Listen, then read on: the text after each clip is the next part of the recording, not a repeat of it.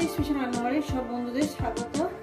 আজকে আমি রান্না করব বন্ধুদের জন্য কাতলা মাছের মাথা দিয়ে কচি কুমড়ো ও আলু টালু দিয়ে একটু চচ্চড়ি মতন করবো। তার জন্য এখানে নিয়ে নিয়েছি এখানে আলু কচি একদম ফ্রেশ কচি যে ছোটো ছোটো সাইজের কচি যে কুমড়োগুলো হয় সেগুলো নিয়ে নিয়েছি, ছোটো ছোটো সাইজে কেটে নিয়েছি এখানে আপনার ধনে পাতা, কাঁচা লঙ্কা, আদা, টমেটো আর এইখানে আছে আপনার কাতলা মাছের মাথা। এই আমার লেগেছে। রেসিপিটা শুরু করার আগে বলবো লাইক করবেন, শেয়ার করবেন, নতুন নতুন রেসিপি দেখতে হলে চ্যানেলটাকে সাবস্ক্রাইব করে নেবেন। চলুন ঠিক যেভাবে খাই ঠিক সেভাবে দেখাই। গ্যাস ধরিয়ে দিয়েছি, কড়া আমি বসিয়ে দিয়েছি, কড়া আমার গরম হবে।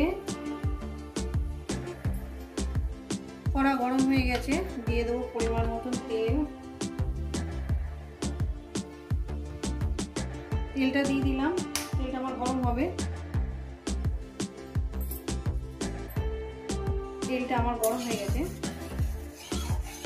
রেসিপিটা আপনাদের কেমন লাগছে অবশ্যই কিন্তু বলবেন বন্ধুরা। দিয়ে দেবো লবণ, দিয়ে দেবো এখানে হলুদের গুঁড়ো। দেখতে পাচ্ছেন বন্ধুরা আমি কিভাবে রান্নাটা করছি। দিয়ে দেবো এখানে মাছের মাথাটা আমি দিয়ে দেবো। এখন কচি কুমড়ো চচ্চড়ি, যারা কচি কুমড়ো খেতে ভালোবাসেন তাদের জন্য এই চচ্চড়িটা অবশ্যই বাড়িতে ট্রাই করবেন। মাছের মাথাটা আমার ভাজা হয়ে গেছে বন্ধুরা, মাছের মাথাটাকে আমি তুলে দেবো।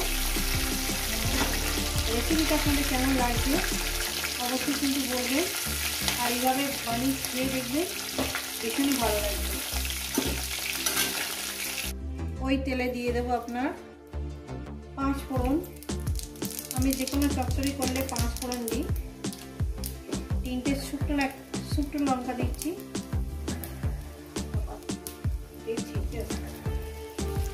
3টে শুকনো লঙ্কা দিয়ে দিলাম। এবার কয়েক সেকেন্ড ভেজে নেব। কয়েক সেকেন্ড ভেজে নিয়েছি।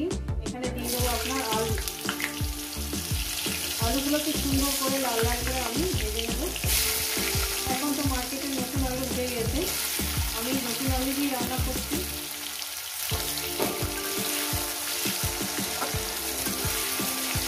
নতুন আলু আমি 1-1.5 মিনিট আমি ভেজে নেব।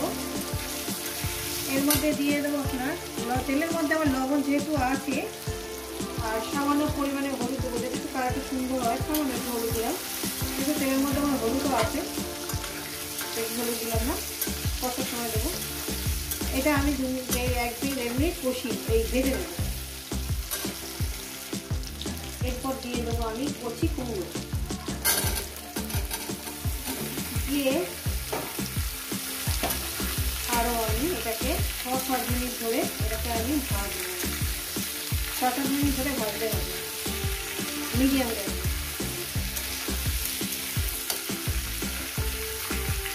তো বন্ধুরা দেখতেই পাচ্ছেন আমি 7-8 মিনিট ধরে ভেজে নিয়েছি। যত সুন্দর করে ভাজবেন ততটাই টেস্টি হবে। আমি আরও 2-3 মিনিট ভাজবো, এখনো ভাজাটা ঠিক মতন আমার হয়নি। তো বন্ধুরা দেখেন আমি সবজিটাকে সুন্দর করে ভেজে নিয়েছি। এরপর দিয়ে দেবো এখানে আমি মশলা।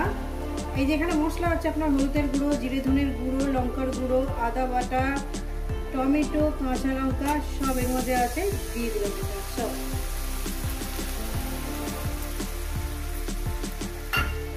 এবার এই মশলাটাকে আমি কষতে থাকবো।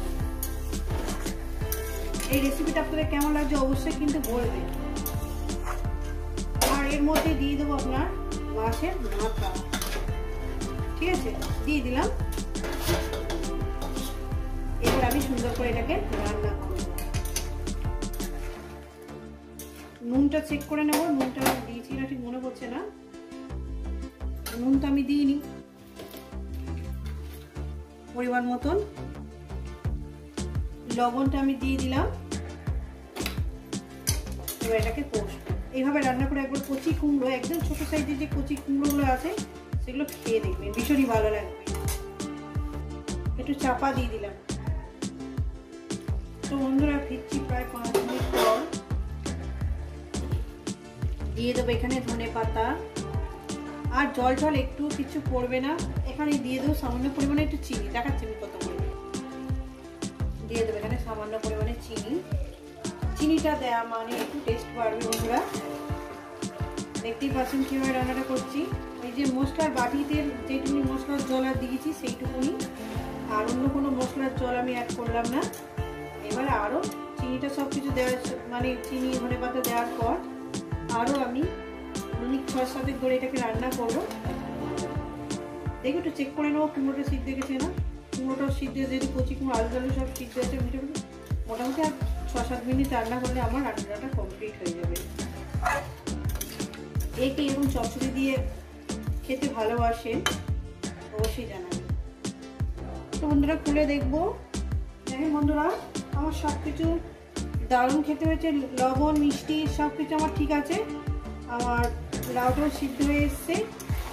এই রেসিপি যদি আপনাদের ভালো লেগে থাকে অবশ্যই কিন্তু কমেন্ট করে জানাবেন, রেসিপিটাকে লাইক করে দেবেন, শেয়ার করে দেবেন, আর চ্যানেলটা ভালো লেগে গেলে সাবস্ক্রাইব করে দেবেন। নতুন নতুন রেসিপির সঙ্গে দেখা হচ্ছে বন্ধুদের সঙ্গে।